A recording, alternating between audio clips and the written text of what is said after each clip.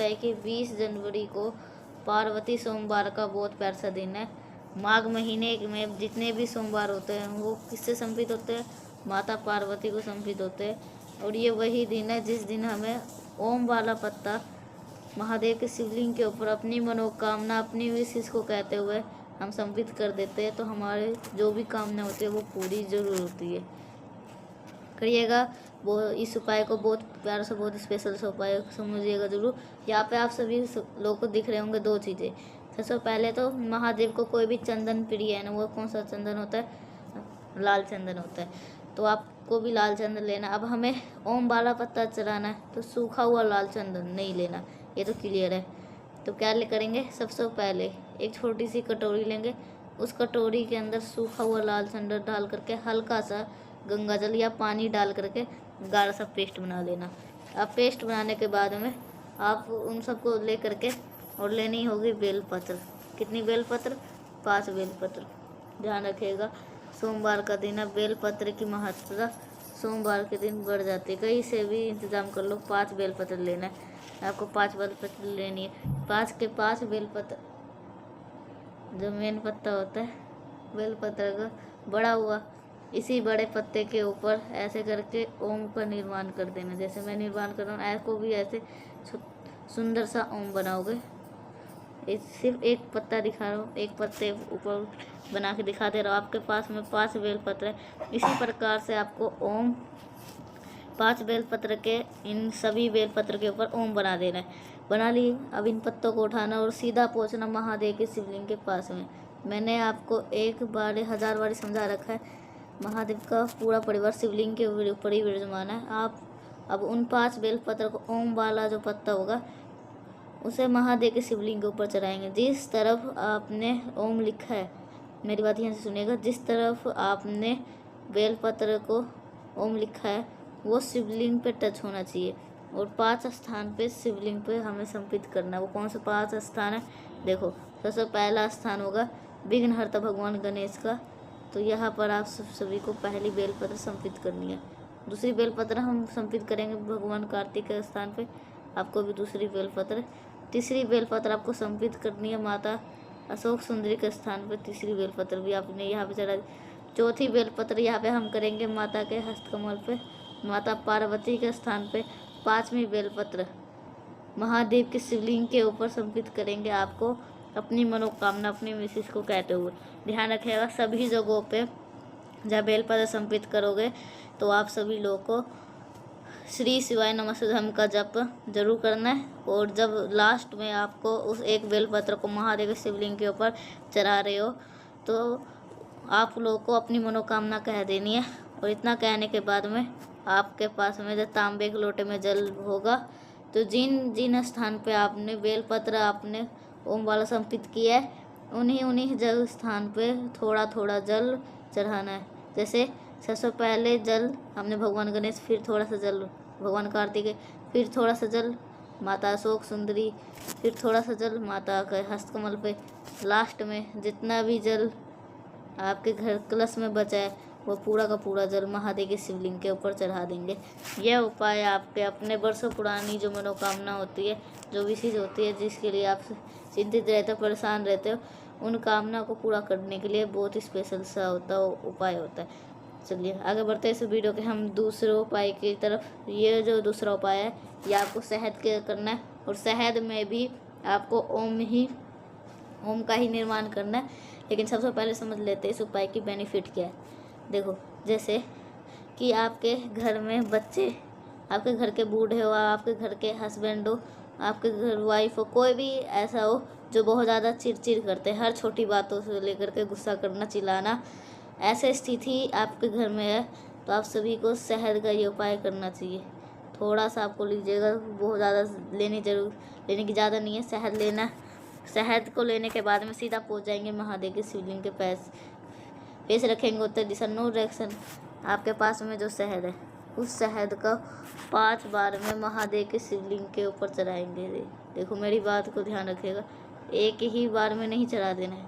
जितना भी शहद आपके पास में है, ओ धूतेश्वर महादेव, ठीक है, ओ धूतेश्वर महादेव के नाम से आपके पास में जितना भी शहद है उस शहद का लेपन 5 बार में गिरा करके और महादेव के शिवलिंग के ऊपर करेंगे। अब लेपन तो आपने से शहद का कर लिए।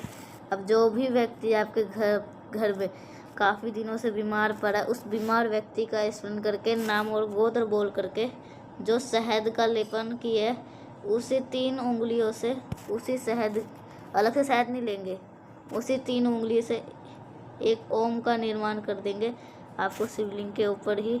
यकीन मानिए, जब आप इस उपाय को विधि विधान के साथ में कर लिए, नियम के साथ में कर लिए, जो भी बच्चा आपके घर में क्रोध करता है, जो भी बड़े जो भी है घर के क्रोध कर रहे हैं, गुस्सा कर रहे हैं, उनका गुस्सा भी धीरे धीरे करके शांत जरूर हो जाएगा और आपके सभी लोगों के जीवन में सफलता जरूर मिलेगी। इतना करने के बाद में लास्ट में आप सभी लोगों को 1 लोटा शुद्ध जल तांबे का लोटे से श्री शिवाय नमः शुद्धम का जप करते हुए ज़रूर समर्पित कर देना। करके देखिएगा इस उपाय को, बहुत प्यार सा, बहुत स्पेशल सा था, आप सभी को जरूर करना चाहिए। 2 उपाय आपको समझ आ गए। आगे बढ़ते इस वीडियो के हम लोग तीसरे उपाय की तरफ, जो कि आपको करना होगा घी के साथ में। और यहाँ पे आप हमें पे ओम का निर्माण करके ही करना है। क्या बेनिफिट है, कैसे करना है, इसकी बात हम तब करेंगे जब आप सभी लोग कर लोगे वीडियो को लाइक। जिसने भी चैनल को सब्सक्राइब नहीं किया है, वो आवाज़ पहली बार सुन रहे हैं, चैनल को ज़रूर से करिएगा सब्सक्राइब। देखो आप ध्यान से सुनिएगा कि आपको घी ले लेना, घी के बाद घी ले लेना, आपको गौ माता का घी लेना है। इस उपाय को जब करते हो तो बेनिफिट क्या होने वाले हैं पहले समझ लेते हैं। जैसे कि मान लो कि कोई भी इंसान है जिसकी दवा करके थक चुके हो, उस इंसान का जो रोग है वो ठीक नहीं हो पा रहा है, जिनकी शुरुआत ही दवा खा के हो रही है, तो आप करिएगा। इसके लिए आपको पहले लेना होगा घी। घी की मात्रा बहुत ज़्यादा नहीं लेनी है, फिर भी कम से कम आधा चम्मच तो आपको घी लेना ही लेना है। घी का कितना पत्ता लोगे? 3 पत्ते लेंगे बेल के। बेलपत्र के कितनी होगी? 3 बेलपत्र आपको लेनी है और उन्हीं 3 बेलपत्र पर इस बार आपको उस रोगी व्यक्ति का, जो व्यक्ति रोग से ग्रस्त है, उस 3 बेलपत्र पे आपको ओम का निर्माण करना है घी के साथ में। हमें लाल चंदन से भी कर लिए, हमसे सबसे कर लिए। ये घी का उपाय बहुत रेयर होता है, माफ़ करिएगा। और रुक जाओ, तीनों के तीनों बेलपत्र आपको क्या बनाना है? ओम का निर्माण करना है। इतना करने के बाद में आप सभी को पहुंच जाना है महादेव के शिवलिंग के पास में। 3 स्थान ऐसे होते हैं महादेव के शिवलिंग के पास में, ऐसे कितने भी चलती हो, कितने भी कष्ट होंगे, सब वो सारे को सुधर जाता है। पहला स्थान होता है माता अशोक सुंदरी का, माता का हस्तकमल, और तीसरा स्थान होता है भोले शंकर का शिवलिंग के ठीक ऊपर। ठीक है, जो आपके पास में घी वाला पत्ता है बेलपत्र का, सबसे पहले 1 पत्ता आपको समर्पित कर देंगे कहाँ पे? माता अशोक सुंदरी। दूसरा पत्ता समर्पित कर देंगे कहाँ पर? माता के हस्तकमल। और तीसरा पत्ता हम समर्पित करेंगे भोले शंकर के शिवलिंग के ऊपर। वे देखो, ध्यान रखिएगा, जब आप माता अशोक सुंदरी के स्थान पे समर्पित करोगे तो भी श्री शिवाय नमस्तुभ्यम, माता के हस्तकमल पे चढ़ाओगे तो भी श्री शिवाय नमस्तुभ्यम, माता के शिवलिंग पे ऊपर चढ़ाएंगे तो भी आपको श्री शिवाय नमस्तुभ्यम। अब बेलपत्र समर्पित करने के बाद में जल रोक के चढ़ाएंगे। सबसे पहले समय याचना करेंगे, हे श्री शंभु भोलेनाथ, हमारे घर में ये व्यक्ति है, काफ़ी दिनों से बीमार है, रोग से ग्रस्त है, इसकी बीमारी ठीक नहीं हो पा रही है, तो आप ऐसे कुछ भी ऐसा करें जिससे ये व्यक्ति ठीक हो पाए और हमारे घर में सुख शांति समृद्धि बनी रहे। कुछ अपने अकॉर्डिंग आप प्रार्थना कर सकते हो, प्रार्थना कर लेना। और देन लास्ट में आपको 1 लोटा शुद्ध जल तांबे के लोटे से श्री शिवाय नमस्तुभ्यम का जप करते हुए माता समर्पित कर देते हैं, तो आपके घर में कोई भी संकट नहीं आता है। रोग बीमारी तो कहाँ गायब हो जाएगी वो तो पता भी नहीं चलेगा। सबसे आखिरी उपाय की बात करेंगे, और ये उपाय आपका इच्छा पूर्ति के लिए होगा, जो बहुत बारी बता चुका है ये उपाय, और इस पे भी आपको ओम का ही निर्माण करना है। देखो, सबसे पहले आपको इसके अंदर 1 तांबे के लोटे में जल भरना है, उसके अंदर जल भर और जल के अंदर गंगा जल डाल दो, बस। इसके अलावा आपको कुछ नहीं करना है। और फिर उसके पास पहुंच जाना सीधे महादेव के शिवलिंग के पास है। जो जल आपके पास में है तांबे के लोटे से, उसी से आपको ओम का निर्माण करना है। और इस उपाय को हरि ओम उपाय बोलते हैं। हम उस जल से क्या बनाना है? ओम बनाना है। आपको स्टार्टिंग कहाँ से करोगे? आपको शुरुआत करनी होगी भगवान कार्तिक के स्थान से। यहाँ से शुरू करके जल की धार लेके आओगे माता शोक सुंदरी।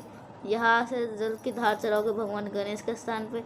जब यहाँ से लेकर के चले आए तो यहीं से फिर जल को घुमाएंगे और लेके आएंगे माता शोक सुंदरी के स्थान पे, और फिर इस जल को चढ़ा देंगे महादेव के शिवलिंग के ऊपर। बन गया ओम की लिंग। तो आप भी इसी तरीके से ओम का निर्माण करके अपने मनोकामना कह करके जल को अगर समर्पित कर देते हो इस पार्वती सोमवार के दिन, तो आपकी सारी मनोकामना पूरी जरूर हो जाएगी। मैंने कोशिश करी आप सभी को हर एक चीज़ समझाने की। वीडियो पसंद है तो लाइक करिएगा। कुछ पूछना है नहीं समझ में आए नीचे कमेंट सेक्शन में पूछ सकते हैं। और जितने भी आवाज़ पहली बार सुन रहे हैं चैनल को जरूर सब्सक्राइब करिएगा। तो मिलते हैं नेक्स्ट पैसा, तब तक के लिए श्री शिवाय नमस्तुभ्यम।